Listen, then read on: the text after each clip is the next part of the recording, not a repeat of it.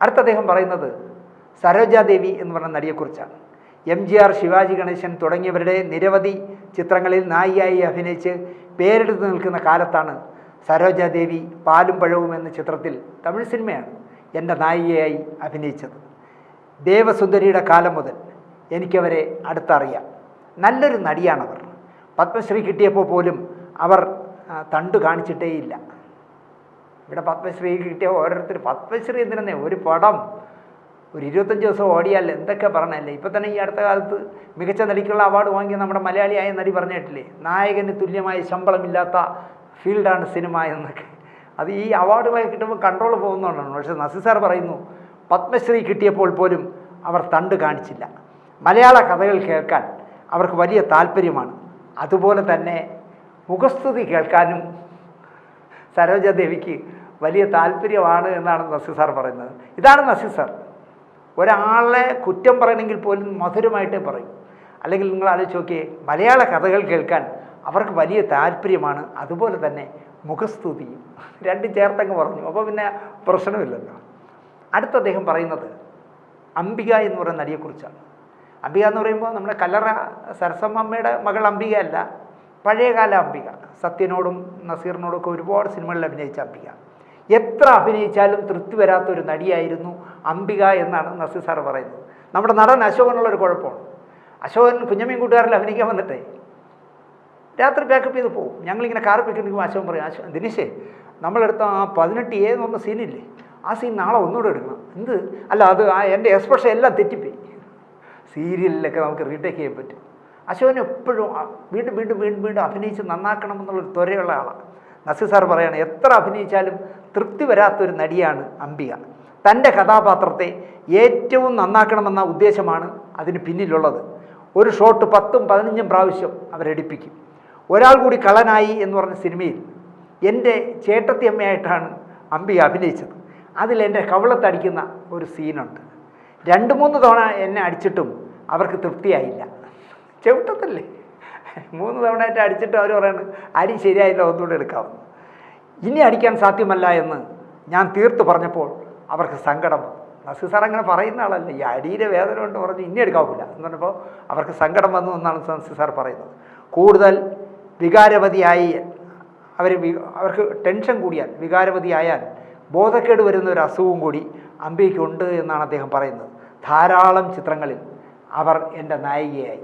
ഇപ്പോൾ ഈ അംബികാമ്മ അമേരിക്കയിൽ നല്ല പ്രായമായല്ലോ, കൂടെ തിരുവനന്തപുരത്ത് വരും. സുകുമാരിയമ്മയൊക്കെ ഉള്ളപ്പോൾ എനിക്കൊന്ന് വർഷത്തിലൊരിക്കൽ വരും തോന്നും. ഞാൻ നടത്തിയിരുന്ന സ്റ്റുഡിയോയിൽ അവരുടെ ഒരു അഭിമുഖം അവിടെ ഇരുന്നു, പക്ഷേ അത് എഡിറ്റ് ചെയ്തൊന്നും കൊണ്ടുപോയില്ല. അവരിപ്പോൾ അമേരിക്കയിൽ വലിയ നൃത്ത സ്കൂളൊക്കെ നടത്തുന്ന ഒരു വലിയ പ്രസ്ഥാനമാണ് അംബിക. പിന്നീട് അദ്ദേഹം സംസാരിക്കുന്നത് അദ്ദേഹത്തിൻ്റെ ഏറ്റവും കൂടുതൽ സിനിമകളിൽ അദ്ദേഹത്തിൻ്റെ നായികയായി വേൾഡ് ഓഫ് ഗിന്നീസിലൊക്കെ ബുക്കിലൊക്കെ ഇടം നേടിയ ഷീലയെക്കുറിച്ചാണ്. എന്നോടൊപ്പം ഏറ്റവും അധികം ചിത്രങ്ങളിൽ അഭിനയിച്ച നായികയാണ് ഷീല. 98 ചിത്രങ്ങളിൽ. നിണമണിഞ്ഞ കാൽപ്പാടുകളിലായിരുന്നു തുടക്കം. അടക്കവും ഒതുക്കവും ഭംഗിയുള്ള ശരീരവും നിറവുമാണ് അവരുടെ പ്രത്യേകതകൾ. രംഗബോധമുള്ള നടിയാണ് ഷീല. സെറ്റിൽ വരുമ്പോൾ കെയർലെസ് ആണെന്ന് മറ്റുള്ളവർക്ക് തോന്നും, എന്നാൽ അതല്ല. ഏത് കഥാപാത്രത്തെയും പഠിച്ചവതരിപ്പിക്കാൻ ഒരു പ്രത്യേക കഴിവ് തന്നെ ഷീലയ്ക്കുണ്ട്. അധികം ആർക്കും അറിഞ്ഞുകൂടാത്ത ഒന്നുണ്ട്, ഷീല നല്ലൊരു ചിത്രകാരി കൂടിയാണ്. മോഡേൺ ആർട്ടാണെന്ന് മാത്രം, അതായത് നമുക്ക് മനസ്സിലാവാത്ത പടങ്ങളാണ് ഷീലാമ്മ വരയ്ക്കുന്നത് എന്ന് മാത്രം. കഥ എഴുതാനും അവർക്കറിയാം. ഒരു സംവിധായിക ആകാനുള്ള വാസന ആദ്യമേ തന്നെ ഞാൻ അവരിൽ ദർശിച്ചിരുന്നു. സെറ്റിൽ വച്ച് സംവിധായകർക്കും സഹസംവിധായകർക്കും ഒക്കെ നിർദ്ദേശങ്ങൾ നൽകുന്നത് കാണുമ്പോൾ അന്നേ ഞാൻ പറയുമായിരുന്നു, ഭാവിയിൽ ഷീല ഒരു ഡയറക്ടറാവുമെന്ന്. തമാശ പറയാനും രസിക്കാനും അവർക്കറിയാം. പല ഉർവശികൾ ലഭിക്കാൻ സർവ്വതാ യോഗ്യയാണ് ഷീല എന്നാണ് അദ്ദേഹം പറഞ്ഞത്. അവർക്ക് ഉർവശി അവാർഡൊന്നും കിട്ടിയില്ല. എത്ര മനോഹരമായ സിനിമകൾ ചെയ്തില്ലേ. ഒരു പെണ്ണിൻ്റെ കഥയിലൊക്കെ സത്യം പറഞ്ഞാൽ അവർക്ക് ഉർവശി അവാർഡ് കിട്ടാത്തതുകൊണ്ട് എനിക്ക് തോന്നിയിട്ടുള്ളത് അതിന് ശേഷം കിട്ടിയവർക്കൊന്നും അതിൻ്റെ ഒരു മഹത്വമില്ല എന്നാണ്. നസീർ സാർ പറയുന്നത് പല ഉർവശികൾ ലഭിക്കാൻ സർവ്വതാ യോഗ്യയാണ് ഷീല. അടുത്ത അദ്ദേഹം പറയുന്നത് ശാരദാമ്മയെക്കുറിച്ചാണ്. കുറേ തെലുങ്ക് ചിത്രങ്ങളിലും ശിവാജിയോടൊപ്പവും ഒരു തമിഴ് ചിത്രത്തിലും അഭിനയിച്ച ശേഷമാണ് ഇണപ്രാവുകളിലൂടെ ശാരദ മലയാളത്തിൽ എത്തുന്നത്. ഇണപ്രാവുകളിൽ കുഞ്ചാക്കയുടെ പടമായിരുന്നു ഇണപ്രാവ്. റാഹേൽ എന്നെന്തോയായിരുന്നു കഥാപാത്രത്തിൻ്റെ പേര്. ആദ്യ ഷോട്ടിൽ തന്നെ അവർ തനിക്ക് ഈ രംഗത്തുള്ള കഴിവ് പ്രകടിപ്പിച്ചു. ഓരോ ഷോട്ട് കഴിയുമ്പോഴും അവർ മറ്റുള്ളവരോട് അഭിപ്രായം ആരായുക പതിവാണ്. തീർച്ചയായിട്ടും അത് സത്യമാണ്. കാരണം ശിവകുമാരൻ നമ്പി സാറിൻ്റെ അമ്മയ്ക്കൊരു താരാട്ട് എന്ന് പറഞ്ഞ പടത്തിൻ്റെ അസോസിയേറ്റ് ഡയറക്ടർ ഞാനായിരുന്നല്ലോ. ഞാൻ മലയാളമൊക്കെ പഠിപ്പിച്ചു കൊടുത്ത് അത് കഴിഞ്ഞ് ക്യാമറയുടെ മുന്നിൽ പ്രോംപ്റ്റിങ് എല്ലാം കഴിഞ്ഞ് സാറ് ഓക്കെ പറഞ്ഞു കഴിഞ്ഞാൽ ശാരദാമ്മ രഹസ്യമായിട്ട് കേൾക്കും, ദിനേശ് നന്നായോ? ഞാൻ പറയും അയ്യോ നന്നായി അമ്മ, നന്നായി നന്നായി. അത് നസീർ സാർ പറയുന്നു, ഒരു ഷോട്ട് കഴിയുമ്പോഴേക്കും അവർ മറ്റുള്ളവരോട് അഭിപ്രായം ആരായുക പതിവാണ്. സംഭാഷണം വളരെ വേഗം ഹൃദിസ്ഥമാക്കും. ശാന്ത സ്വഭാവക്കാരിയും നല്ല പെരുമാറ്റത്തിൻ്റെ ഉടമയുമാണ്. ഡബിൾ ഉർവശിയാണെങ്കിലും ആ അഹങ്കാരമില്ല, അല്ലെങ്കിൽ ആ തണ്ടില്ല എന്നാണ് നസീർ സാർ പറയുന്നത്. അവർ സ്വന്തമായി നിർമ്മിച്ച ഭദ്രദീപത്തിൽ ഞാൻ കഥാനായകനായിരുന്നു. ഇതാണ് ശാരദയെക്കുറിച്ച് പറയുന്നത്. അടുത്ത അദ്ദേഹം പറയുന്നത് ഷീലാമ്മ കഴിഞ്ഞാൽ ഏറ്റവും കൂടുതൽ അദ്ദേഹത്തിൻ്റെ നായികയായ ജയഭാരതിയെക്കുറിച്ചാണ്. ഷീല കഴിഞ്ഞാൽ എന്നോടൊപ്പം കൂടുതൽ ചിത്രങ്ങളിൽ അഭിനയിച്ചത് ജയഭാരതിയാണ്. തോക്കുകൾ കഥ പറയുന്നു എന്ന് പറഞ്ഞ സിനിമയിലാണ് ജയഭാരതി ആദ്യമായി നസീർ സാറിൻ്റെ നായികയായത്. പുള്ളിക്കാരി ഒരു വികാര ജീവിയാണ്. നസീർ സാർ പറയുക ജയഭാരതിയെ പെട്ടെന്ന് ദേഷ്യം വരികയും അതിവേഗം കരയുകയും ചെയ്യും. അഭിനയിക്കാൻ അറിയാവുന്ന ഇവർ നല്ലൊരു നർത്തകി കൂടിയാണ് എന്ന് നസീർ സാർ പറയുന്നു. ശരിക്കും കൃത്യമായ വിലയിരുത്തലാണ്. കാരണം അവരൊരു വികാര ജീവിയായിരുന്നു. പെട്ടെന്ന് ശോഭിക്കും ജയഭാരതി. അങ്ങനെയാണ് പല സെറ്റുകളിലും അവർ പിണങ്ങിപ്പോയിട്ടുള്ളത്. ജയഭാരതിക്ക് ശേഷം അദ്ദേഹം പറയുന്നത് KR വിജയെക്കുറിച്ചാണ്. വർഷങ്ങൾ യാതൊരു വ്യത്യാസവും വരുത്താത്ത നടിയാണ്. എത്ര വർഷങ്ങൾ കഴിഞ്ഞിട്ടും യാതൊരു വ്യത്യാസവും വരുത്താത്ത നടിയാണ് KR വിജയ.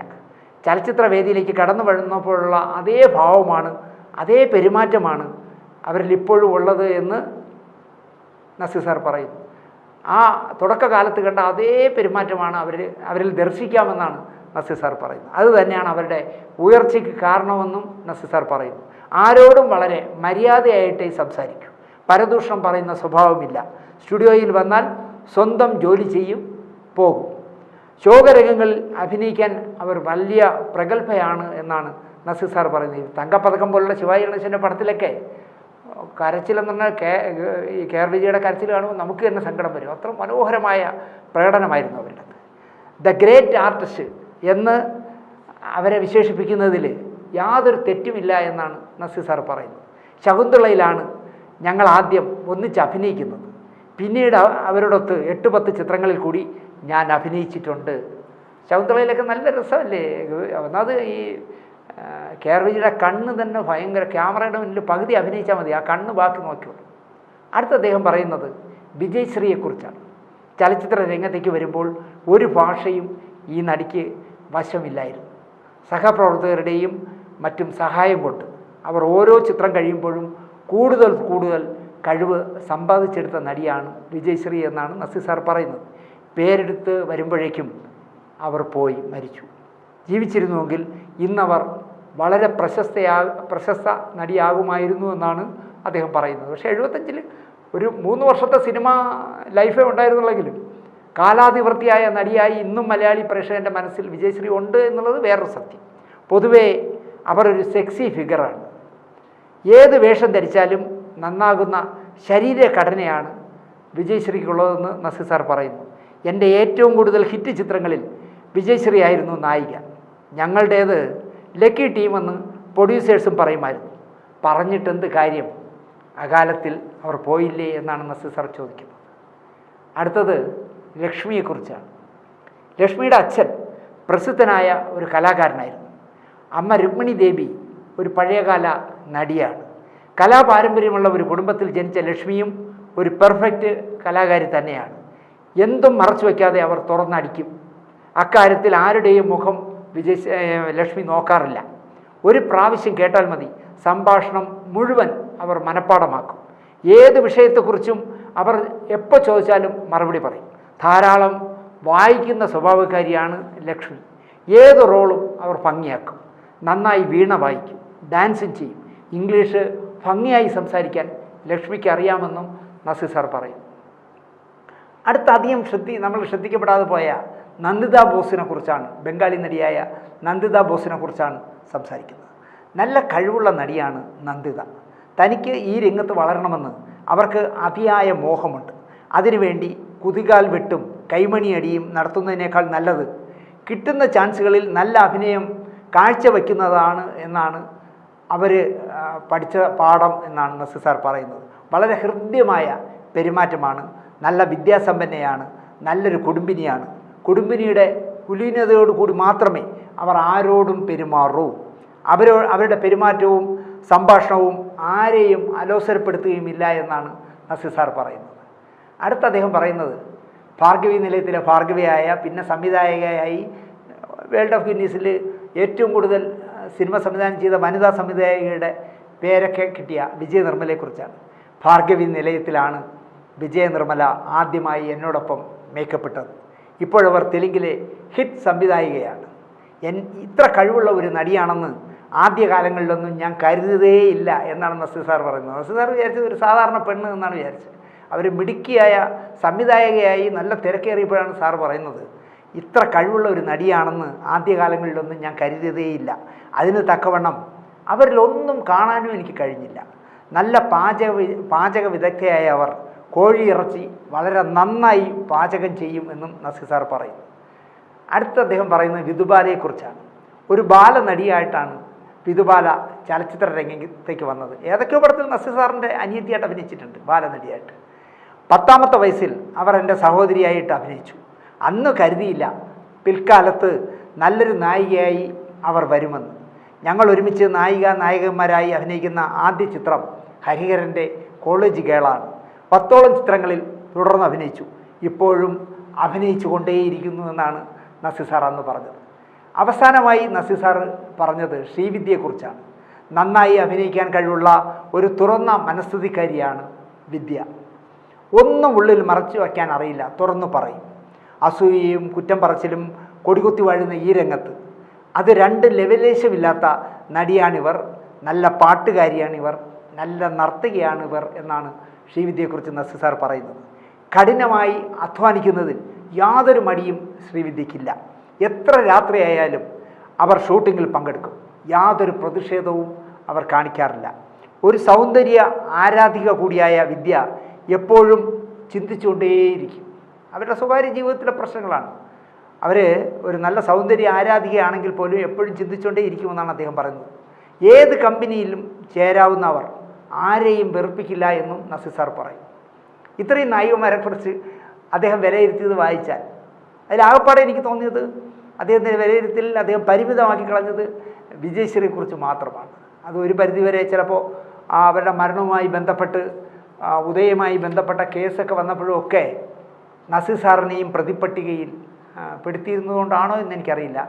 അദ്ദേഹം സംസാരിച്ച നായികമാരിൽ വിജയശ്രീയെക്കുറിച്ചാണ് വളരെ കുറച്ച് സംസാരിച്ചത്. എന്നാൽ ഏറ്റവും കൂടുതൽ സംസാരിക്കേണ്ടത് വിജയശ്രീയെക്കുറിച്ചായിരുന്നു. എൻ്റെ ഹിറ്റ് സിനിമകളിൽ ഞങ്ങൾ ഹിറ്റ് നായകനും നായികയുമായിരുന്നു എന്നുള്ളതിനപ്പുറം, അല്ലെങ്കിൽ അവർ ഒരു പ്രശസ്തയാകുന്നതിന് മുമ്പേ മരിച്ചു പോയില്ലേ എന്നൊക്കെ പറഞ്ഞ് സാർ അത് ചുരുക്കിക്കളഞ്ഞു. എന്നാലും ഇവിടെ പറഞ്ഞ എല്ലാ നായികമാരെക്കുറിച്ചുള്ള വിലയിരുത്തലുകളും നസീർ സാർ എന്ന് പറഞ്ഞ വലിയ മനുഷ്യൻ നടത്തിയിരിക്കുന്നത് 100% ശരിയാണ് എന്ന് നമ്മൾ സമ്മതിക്കേണ്ടി വരും. കാരണം പിൽക്കാലത്ത് അവരെയൊക്കെ മലയാളി സ്നേഹപൂർവ്വം ഇഷ്ടപ്പെട്ട നടിമാരായിരുന്നല്ലോ. ഇതുപോലുള്ള നസീർ സാറിൻ്റെ ഇനിയും നായികമാരെക്കുറിച്ചുള്ള വിലയിരുത്തലുകൾ വരും ദിവസങ്ങളിൽ അവതരിപ്പിക്കാമെന്ന് പറഞ്ഞുകൊണ്ട് ഈ എപ്പിസോഡ് നിങ്ങൾക്ക് ഇഷ്ടപ്പെട്ടിരിക്കുമെന്ന് വിശ്വസിച്ച് നിർത്തുന്നു. നന്ദി, നമസ്കാരം.